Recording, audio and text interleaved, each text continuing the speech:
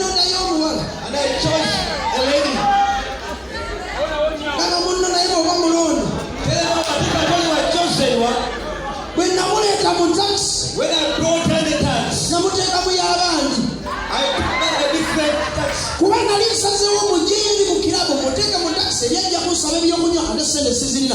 Kanjira muteeka mu taxi esimbuledde ewaka. Enfula ente ebyokuzina mbikooye. I decided to remove her from the club because I didn't have money. Kumbe namutalina mu y'abandi. I paid the tax. Yet the tax wasn't mine. Bano bagenda okujja. By the time these people came, Basanga mwetuli. they found we were inside. Twebase. We were sleeping. Pinda tugende ewaka. I'm waiting for us to go home. Tebamunsuuza.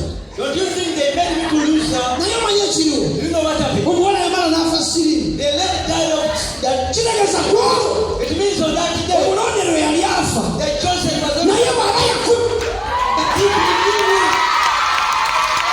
Bw'abanga yakulonda. He chose you.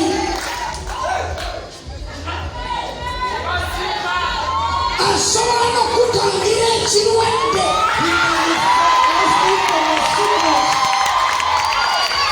Sabe Katonda.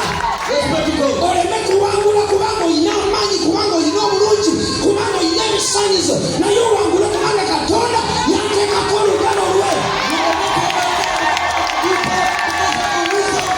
Because God has put his hand upon you. Esita bwe yatuuka wali. So when Esther reached there, N'agwa. and she N'addamu n'ayoola engatto mu ngalo. picked the shoes in the hands again, Ng'atambulanga agenda ng'ajja. she was moving like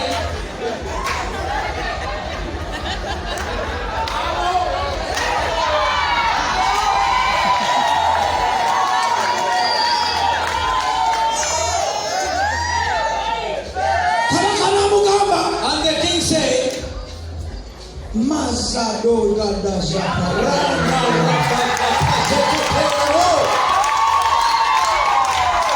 Nakano nkiwulirize.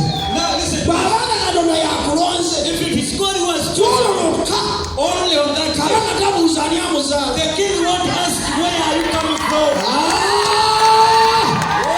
Twololoka.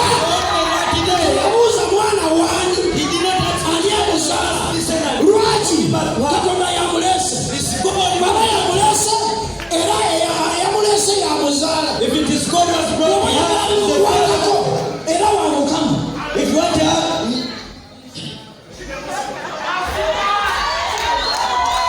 Katonda bw'aba yakulese if it is God who brought you, yali yakusonzeko the olugalo. one who chose you, Then ne kabaka talina budde bwa kubuuza nti oyo wani. the king has no time to ask where are you coming from. Kitegeeza yamulese It means the one who era brought you yennyini ye. and is the owner of that land. Musabe Katonda. Let's pray to God. Katonda mwennyini yaba akwesitulira. Let God himself carry you. Katonda mwennyini yaba akweyambira. Let him help you. Nga bwe bakutunuulira